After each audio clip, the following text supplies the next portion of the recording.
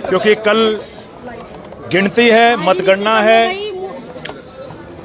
आज हमारे पूरे पार्लियामेंट के और बाई इलेक्शन के जितने भी काउंटिंग एजेंट्स अधिकृत हुए हैं कांग्रेस पार्टी की ओर से, उन सबका आज यहाँ एक ट्रेनिंग सेमिनार बुलाया हुआ था और सभी काउंटिंग एजेंट्स को क्या क्या एहतियात बरतने हैं, क्या क्या सावधानियां बरतनी हैं और उनके क्या क्या अधिकार हैं, उनको लेकर आज ये कांग्रेस पार्टी द्वारा आज ये सेमिनार आयोजित किया गया था, जिसमें हमारे सभी counting agents, ARO table agents और पोस्टल बैलेट एजेंट्स, इन तीनों कैटेगरी के एजेंट्स को आज यहाँ ट्रेनिंग दी गई है और बड़ा सफल हमारा ट्रेनिंग कैंप आयोजित हुआ है। और कल सुबह चूंकि करनाल में और पानीपत में करनाल लोकसभा की मतगणना है, तो हमारे सभी काउंटिंग एजेंट्स के लिए हमें समय भी निर्धारित कर दिया है ताकि सभी एजेंट्स जो हैं वो मतगणना केंद्रों पर समय पर पहुंचे। क्या लग रहा है दिव्यांशु जी, जीत है, लड्डू का ऑर्डर दिया है, क्या कहना चाहेंगे? जी, आज समय जितना हुआ है, मेरे घड़ी में समय इस समय 5:45 हुए हैं। मुझे लगता है कि इस समय 5:45 बजे गुलाल के साथ और लड्डुओं के साथ कांग्रेस पार्टी के कार्यकर्ता जश्न मनाते हुए आपको दिखेंगे। बीजेपी ने तो धन्यवादी कार्यक्रम भी करने, बीजेपी ने धन्यवादी कार्यक्रम इसलिए रखे हैं क्योंकि 4 के बाद तो नौबत आएगी नहीं धन्यवाद करने की, इसलिए खट्टर साहब ने 4 से पहले ही धन्यवादी कार्यक्रम रख के अपनी फॉर्मेलिटी पूरी की है। एग्जिट पोल सभी गोदी मीडिया के पोल हैं। एग्जिट पोल तो 2019 विधानसभा चुनाव में बीजेपी को 80 पार दिखा रहे थे और बीजेपी की गाड़ी 40 पर रुक गई थी। ये सब फर्जी पोल हैं।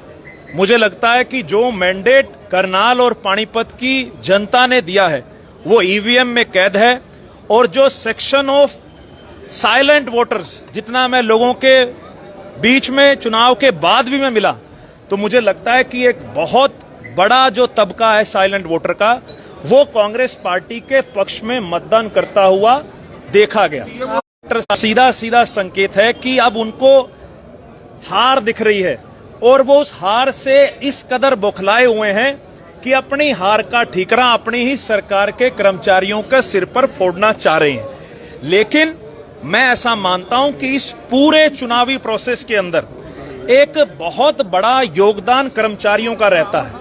जिस दिन से चुनाव डिक्लेयर होता है और जिस दिन तक मतगणना होती है, उसमें सबसे ज्यादा अगर ड्यूटी या सबसे ज्यादा किसी की मेहनत रहती है तो वो कर्मचारियों की रहती है। मुझे लगता है कि कर्मचारियों ने अपना पूरा रोल अदा किया और खट्टर साहब जो कर्मचारियों के सिर पर अपनी हार का ठीकरा फोड़ना चाह रहे हैं, पहली बात तो वो किस उसके अंदर ये बात कह रहे हैं, क्योंकि ना वो मुख्यमंत्री हैं, अभी तो वो मात्र एक प्रत्याशी हैं। यही चीज का जवाब करनाल और पानीपत की जनता लेगी। जो एक अहंकार मनोहर लाल जी के सर पर सवार है, जो लोग कह रहे हैं कि खट्टर साहब की गर्दन का सरिया निकालना है, यही उनका एटीट्यूड उनको लेकर डूबेगा। और मैं ऐसा मानता हूं कि सरकारी कर्मचारियों ने अपनी जिम्मेवारी को निर्वहन करते हुए चुनाव को बहुत शांतिपूर्ण तरीके से पूरा करवाया। आपने शिकायत की है, शिकायत करके आए आप? हाँ, देखिए, पूरे हरियाणा में एक पार्लियामेंट है करनाल, जहां पर कर्मचारियों को ईडीसी वोट से वंचित रखा गया। ईसीआई की गाइडलाइन आरओ को आई, इसलिए हमने ईसीआई दिल्ली में कंप्लेंट दी है कि क्यों हरियाणा के अंदर सिर्फ एक सीट करनाल के अंदर कर्मचारियों को ईडीसी वोट से वंचित रखा गया।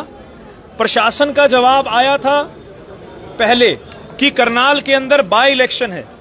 हमने उसके अंदर आधार ये बनाया है कि राजस्थान के अंदर बांसवाड़ा पार्लियामेंट के अंदर भी बाय इलेक्शन था, लेकिन वहां पर 8 असेंबली के अंदर ईडीसी वोट जारी किए गए थे।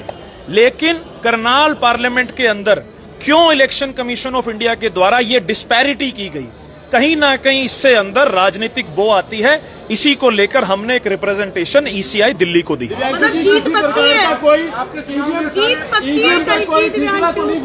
भी पार्टी जो रिजल्ट आएगा वो सभी को मान्य होगा, मंजूर होगा। देखिए, जिस दिन से मशीन्स काउंटिंग होल्स के बाहर प्रीमिसेस में जो स्ट्रांग रूम है वहां पहुंची हैं, हमने परमानेंट वहां पे टेंट गाड़ा हुआ है।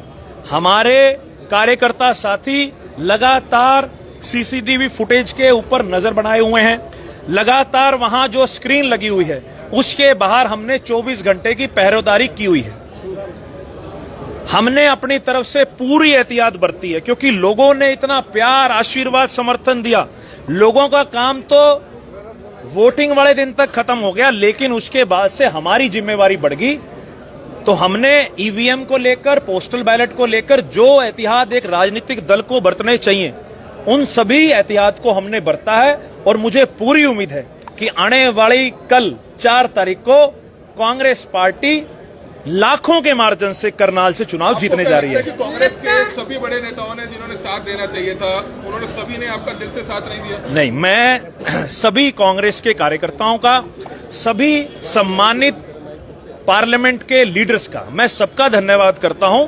सभी ने इस चुनाव के अंदर एक पॉजिटिव रोल अदा किया, जिसका नतीजा ये है कि आज कांग्रेस पार्टी इस सीट को जीतने जा रही है। क्या बताना, क्या कुछ पत्र लिखा है पुलिस को सर? देखिए, क्योंकि नैब सिंह सैनी जो मौजूदा मुख्यमंत्री हैं वो हार रहे हैं। हारने की वजह से वो बुखलाए हुए हैं। मेरे पीछे भी कोई ना कोई आदमी उनके ऐसे लगे रहते हैं जिनको मैं आइडेंटिफाई नहीं कर पा रहा। मेरे को खतरा है कि कल वो कुछ ना कुछ गड़बड़ कर सकते हैं। इस वजह एडवांस में एसपी महोदय को पत्र लिख दिया गया है, ताकि कल को ये ना कहे भी आपने पहले सूचित क्यों नहीं किया। नंबर 1। नंबर 2, हरियाणा के जो प्रशासनिक अधिकारी है करनाल के खास करके बड़े ठीक ढंग से अभी तक वो हमारे साथ डील कर रहे हैं, बड़े ठीक ढंग से वो चल रहे हैं। लेकिन फिर भी हमने तैयारी करी हुई है। अगर कल को उनके ऊपर किसी तरह दबाव पड़ता है, उनको समझ लेना चाहिए कि 3 महीने के बाद सरकार बदलने जा रही है। उनका लेखा जोखा हम रख लेंगे। कल को ये ना कहे कि सरकार के दबाव में आकर उन्होंने कोई हेराफेरी करने की कोशिश की, उसके गंभीर नतीजे भुगतने पड़े। हवा में तीर चलाया था 2-4 दिन पहले, आपने कहा था कि मेरे पीठ में छुरा घोंपा है कुछ कांग्रेसी नेताओं ने। आप पीठ देख सकते हो, आगे पीठ देख सकते हो। आप छुरा हवा में नहीं चलाया है, लेकिन ये भी कहा था 4 तारीख के बाद उसकी बात करूंगा। आपको बात कही थी, आपको यही कहा था 4 तारीख के बाद मैं पत्र लिखूंगा, मैंने ये कहा था। शिकायत भेज दिया उसके ऊपर? हाँ, शिकायत भेज दी है। 4 तारीख के बाद विधिवत तौर पर और भेजूंगा। खिलाफ सर शिकायत करी आपने? मैंने तो एक आधा बोला था। एक आधा है कौन सर वो बताएंगे आपको। आप सब समझते हो। त्रिलोचन जी, एक आखिरी सवाल एक पूछना चाहेंगे। हाँ। पहले बता रहे कि बुरा ना मानना, जो चर्चाएं इस तरह की हैं, कुछ लोग अफवाहें फैला रहे हैं कि सरदार त्रिलोचन सिंह जो है वो 2-3 दिन 4 दिन पहले प्रचार उन्होंने ढीला कर दिया था, क्योंकि उन्होंने किसी पार्टी से 2 से 3 करोड़ रुपए ले लिया। मैंने उनको ये कहा था कल अपनी मीटिंग में, मैं वायरल कर दूंगा भी वो निर्मल कुटिया में खड़े होकर कोई भी आदमी आप किसी पत्र के सामने अगर नेम कर दे, मैं हमेशा राजनीति छोड़ दूंगा और मेरा नाश हो जाए। और जिन्हें ये कहा वो पश्चाताप करे, वरना उसको नतीजे भुगतने होंगे। गलत है, 100% गलत है। अगर पानी भी पिया हो किसी का, मैं इस बात के 2-3 दिन कहाँ पर थे। 23 तारीख को प्रियंका जी आई थी, उससे पहले अनाज मंडी में प्रोग्राम, सारे प्रोग्राम थे। ये तो वो लोग करते हैं जो ये चाहते हैं त्रिलोचन किस तरीके मैदान से बाहर हो, अगला चुनाव हम लड़े। ये होने वाला नहीं है, ध्यान रखना इस बात का। नाम त्रिलोचन सिंह है, खुलकर उन्होंने बात बताई है अपनी। ये लाइव तस्वीरें समय करनाल से देख सकते हैं। तो कल चुनावी नतीजे हैं, बेसब्री से इंतजार होगा। कल चुनावी नतीजे बड़ा शर जाने हैं। और ये बता दूं 3 महीने बाद दोबारा फिर चुनाव है। चुनाव के अंदर मैं दोबारा एमएलए भी बनूंगा, यहाँ से मंत्री भी बनूंगा, हरियाणा में सरकार भी बनेगी। इस बार नहीं बन रहे, अगली बार बनेंगे? नहीं, मैं कि इस बार भी बनूंगा, अगली बार भी बनूंगा, कि सरकार अगली बार बनेगी और मंत्री बनूंगा। जिनके ये मनसूबे पाले हुए होंगे वो मन से निकाल दें। कांग्रेस किसी बपोती नहीं है, कांग्रेस कार्यकर्ताओं की है, कांग्रेस लोगों के साथ है। पीठ में छुरा को डाले कांग्रेस नहीं है, कांग्रेस उनकी नहीं है जो सिर्फ अपने लिए वोट मांग सकते हैं। कांग्रेस के अन्य पदाधिकारी के लिए वोट नहीं मांग सकते, उनकी कांग्रेस नहीं है। इस बार जीत नहीं होती तो क्या लगता है अगली बार भी आपको टिकट देगी 2 बार हारने के बाद कांग्रेस? देखिए, दोनों बार मैंने मुख्यमंत्री से मुकाबला किया है और मध्यवर्ती चुनाव में भी मैंने मुख्यमंत्री से मुकाबला किया है। मेरा जो लक्ष्य है उसके अलग होता है। आम रूटीन में लक्ष्य नहीं लड़ा मैंने।